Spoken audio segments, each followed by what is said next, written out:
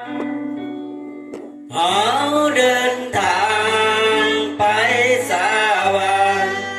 ถึงสันพานในภาษาวร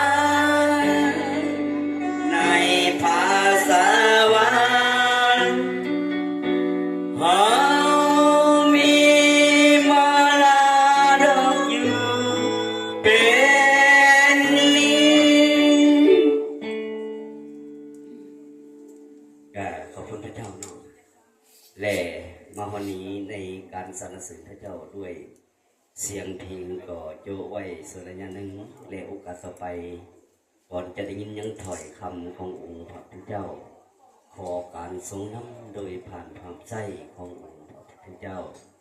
ท่านหน่อยก็ขอเป็นเกียรติขอเชิญสบคำที่บางจากเส้นวันเหนือ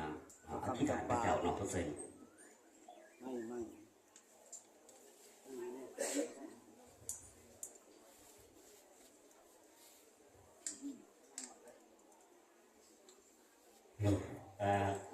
ขอบคุณพระเจ้าเนาะขอให้พี่น้องได้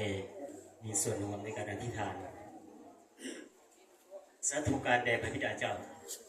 พระองค์ผู้ทรงเป็นพระเจ้าพระบิดาของข้าพวกทั้งหลายขอบพระคุณความหักอันยิ่งใหญ่ของพระองค์ได้ทรงให้พวกข้าพวกทั้งหลายยังได้มีโอกาสเวลาได้ร่วมกันเฉพาะในโอกาสเวลานี้พวกลูกทั้งหลายได้เข้ามาในครอบครัวพี่น้องอันเป็นพระเสริฐเนื่องจากว่ามีพ่อที่แสนหักของครอบครัวนี้ได้รับตาละลูกไปอยู่กับพระเจ้าแล้วแต่พวกลูกทั้งหลายก็ที่เขามาที่นี่เป็นเหตุเพื่อให้พวกทั้งหลายนมัสการสรรเสริญและถวายเกียรติแด่พระเจ้าเพราะการจากไปของเพิ่นนี้เป็นพรสำหรับชีวิตพวกคณะทั้งหลายทุกคนที่ได้มีโอกาสได้นมัสการพระเจ้าอีกเท่านึงพระบิดาเจ้า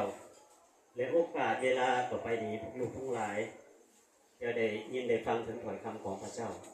ขออัญเชิญพระวิญญาณบริสุทธิ์ของพระเจ้าได้ทรงโปรดนำถ้าลูกทั้งหลายเป็นพิเศษกับผู้ที่นำถ้อยคำอยู่ในโลกนี้ขอทำของพระเจ้าเราลงและไว้ใจพวกเราทั้งหลายทุกคนนั่นก็ว่า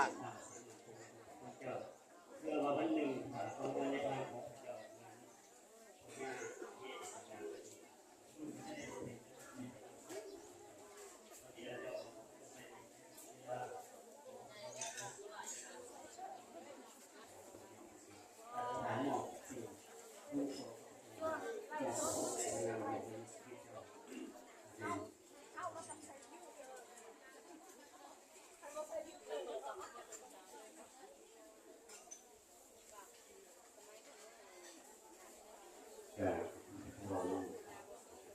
พรด้วย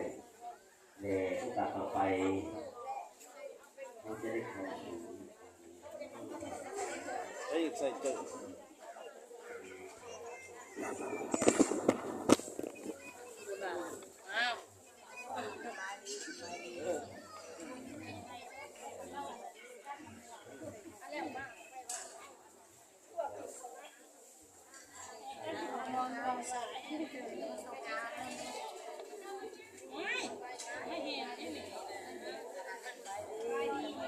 ร้านชายมันเป็นร้านคนที่ร้านชายจะคนนั้น